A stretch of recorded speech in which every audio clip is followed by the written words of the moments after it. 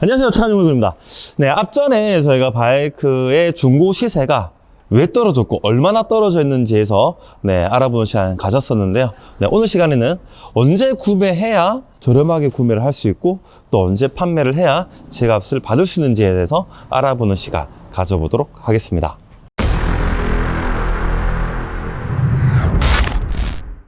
네, 지난 시간 때 바이크가 내린 이유가 금리가 오르면서 한 대 맞고 또 겨울철이 오면서 또 한 대 맞고 중고 배달용 바이크들이 중고 시장에 막 들어오면서 한 대 맞으면서 바이크 가격이 많이 내렸다라는 내용을 설명을 드렸었는데, 그럼 언제 바이크를 구매를 해야 될까요? 네, 지금부터 설명드릴 내용은 지극히 주관적인 부분입니다. 제 생각이기 때문에 참고만 하셔야 된다는 점 다시 한번 강조드리도록 하겠습니다.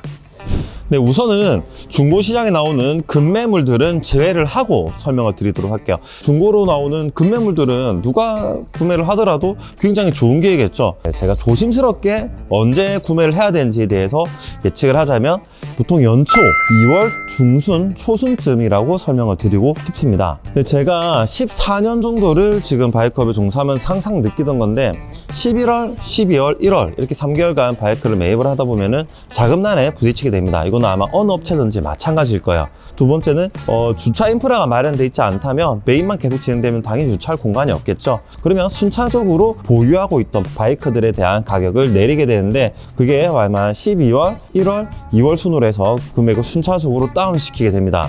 그렇기 때문에 그 순차적으로 가격을 다운시킨 그 금액의 마지막 단계가 아마 2월쯤이기 때문에 가장 저렴한 시기가 2월이지 않을까라고 조심스럽게 말씀을 드리는 부분인데요. 네, 케이스 바이 케이스라고 업자분들마다 다 또 경우가 다를 겁니다. 어떤 분들은 매입과 판매를 안 하는 분들도 있고 날씨가 풀리면은 또 장사하는 분도 계시겠지만, 또 2월까지 가격을 쭉쭉쭉 내리면서 가지고 있던 재고 물량들을 다 털어버리시고 다시 시작하는 분도 계세요.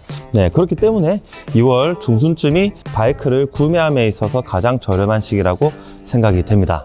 지금처럼 높은 폭으로 가격이 상승한 적도, 그리고 이 높은 폭으로 하락한 적도 없었습니다. 하지만 중요한 건 지금 12월 중순이라면 아직 가격 하락이 끝나지 않았다라고 말씀드리고 싶습니다. 네, 하지만 또 3월이 찾아오고 서서히 5, 6, 7월이 된다면은 지금의 이런 시세는 아마 찾아보기 힘들 거라고 확신합니다. 수요와 공급에 올리겠죠? 그때는 당연히 또 바이크를 찾는 분들, 날씨도 좋기 때문에 바이크를 타고 싶어 하시는 분들이 많아질 거란 얘기입니다. 그러면 너는 지금 왜 바이크를 매입을 하고 있느냐, 기다렸다가 2월 초중순쯤에 매입을 하면 되지 않느냐라고 반문하실 수도 있는데요. 물론 맞는 말입니다. 하지만 저희는 저 바이크를 대량으로 매입을 하고 또 대량으로 판매가 되고 있기 때문에 지금 매입하는 단가보다 다음 달에 매입하는 단가가 더 쌀지라도, 혹은 그 다음 달에 더 쌀지라도 어차피 3월에서 8월 때까지는 가격이 오를 거라고 확신을 하기 때문에 이렇게 업무를 진행하고 있는 것이겠죠. 그러면 너는 어떻게 그렇게 확신을 하느냐라고 물으시겠죠. 환율이 지금 거의 1,500원 선까지 올라갔다가 내려왔어요. 내년에 신차 금액들이 무조건 다 오른다라는 분위기입니다. 할리 데이비슨 뿐만 아니라 거의 대부분의 브랜드들이 신차 금액이 오른다라고 확정되는 분위기예요. 신차 금액이 오르면 당연히 중고가도 오르게 되어 있습니다. 그렇기 때문에 내년에는 중고차 가격이 또 오를 거라고 확신할 수가 있는 부분이고요. 두 번째는 공급 부족입니다. 앞전 시간에도 말씀드렸다시피 물론 지금 공급이 조금 풀린 차량도 있겠지만 아직까지 인기 기종인 골드윙, 아직까지 웨이팅 기간이 상당하고 몽키 125, 슈퍼커브, 그리고 CBR 650R 등 아직까지 그런 프리미엄을 주고 사야 될 정도로 신차 공급이 부족한 차량들이 아직도 많이 있습니다. 때문에 내년에는 중고차 가격이 오를 거라고 좀 확신을 할 수가 있는 부분이겠네요. 자, 그러면 이렇게 폭락장이 왔을 때 내 바이크는 언제 팔아야 될까요? 앞서 말씀드린 대로 5, 6, 7월 정도가 적당하다라고 볼 수가 있습니다. 대부분의 바이커들이 혼동하는 부분이 연식이 내년이 되면은 또 한 연식이 더 떨어지고 또 그 해 또 새로운 신차가 나오기 때문에 내 차 가격이 더 떨어질 거야 라고 생각할 수도 있는데요. 물론 그 말도 틀린 말은 아닙니다. 여름철에는 수요와 공급이 다 활발합니다. 타려고 하시는 분들도 많고 판매하시는 분도 많습니다. 하지만 겨울철에는 타려고 하는 사람이 없어요.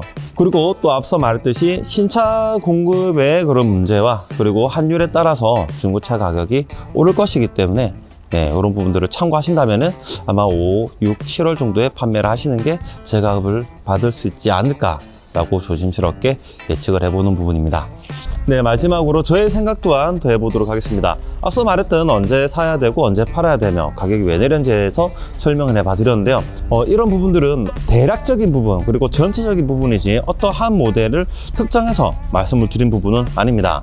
네, 어디까지나 제 생각이었던 부분은 금리가 올랐다고 해서 전체 바이크 시장에 어느 정도의 영향을 미치겠지만 실질적으로 리스를 일으키거나 할부로 바이크를 구매하시는 분들은 전체 바이크 구매하는 고객님들 중에서 한 10%에서 15%밖에 되지 않습니다. 또한 모든 바이크들이 다 가격이 또 내린 것도 아니에요. 네, 일부 프리미엄이 붙는 바이크들 같은 경우는 가격이 아직까지도 프리미엄 붙는 바이크들이 아직도 많이 있거든요.